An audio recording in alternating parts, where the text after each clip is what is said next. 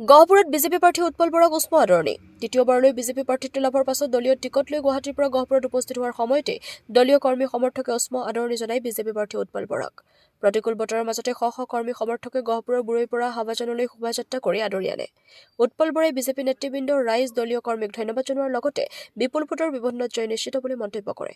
গহপুৰৰ পৰা অৰূপ ভূঞাৰ ৰিপৰ্ট AIM লাইভ। গহপুৰবাসী ৰাইজৰ মৰম আৰু আশীৰ্বাদ মই প্ৰথমতে গহপুৰবাসী ৰাইজক আজি এই স্থানৰ পৰা আজি আৰম্ভ হৈছে সমষ্টি আৰু এই স্থানৰ পৰা মই গহপুৰবাসীৰ প্ৰতিজন ব্যক্তিক মই সশ্ৰদ্ধ প্ৰণিপাত জ্ঞাপন কৰিছোঁ।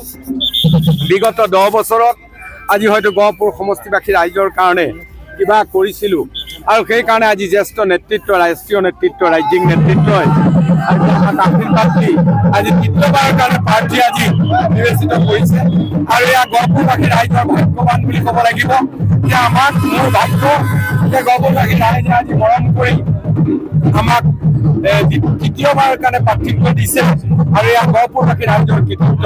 মই প্ৰথমতে গহপুৰবাসী ৰাইজক হিয়া ভৰা অভিনন্দন আৰু কৃতজ্ঞতা জ্ঞাপন কৰিছোঁ। লগতে ভাৰতবৰ্ষৰ স্বনামধন্য প্ৰধানমন্ত্ৰী নৰেন্দ্ৰ মোদী ডাঙৰীয়া আৰু অসমৰ জনপ্ৰিয় মুখ্যমন্ত্ৰী ডক্টৰ হিমন্ত বিশ্ব শৰ্মা ডাঙৰীয়া, আমাৰ ৰাষ্ট্ৰীয় নেতৃত্ব, আমাৰ ৰাজ্যিক নেতৃত্বক সকলোকে মই গভীৰ অভিনন্দন আৰু কৃতজ্ঞতা জ্ঞাপন কৰিছোঁ। আৰু এই কৃতিত্বৰ অধিকাৰী মোৰ পৰম শ্ৰদ্ধাৰ কাৰ্যকৰ্তা বন্ধুসকল, বিৰোধীক গণতন্ত্ৰত বিৰোধীক আমি সন্মান জনাবই লাগিব আৰু এই সন্মান জনাই মই কৈছোঁ আমি নিৰ্বাচনত সমিল মিলেৰে নিৰ্বাচন খেলিম আৰু গণতান্ত্ৰিক পদ্ধতি ৰক্ষা কৰি নিৰ্বাচন খেলিম। ৰাইজে যাক জনাদেশ দিব সেই জনাদেশ আমি সকলোৱে মানি ল'ব লাগিব।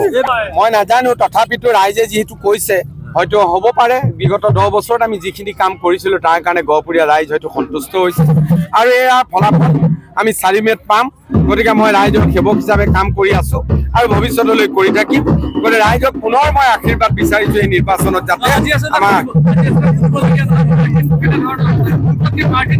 মই মাৰ্জিনিকৰ কথা এতিয়া ৰাইজে ভোট দিব। মই সকলোৱে যেতিয়া নিৰ্বাচন খেলে জিকিম বুলিয়ে খেলে, গতিকে মই জিকাৰ এটা প্ৰস্তুতি লৈ নিৰ্বাচন খেলোতে ৰাইজৰ পৰা আশীৰ্বাদ বিচাৰিছোঁ। যিকোনো খবৰ আৰু বিজ্ঞাপনৰ বাবে যোগাযোগ কৰক 7896121996।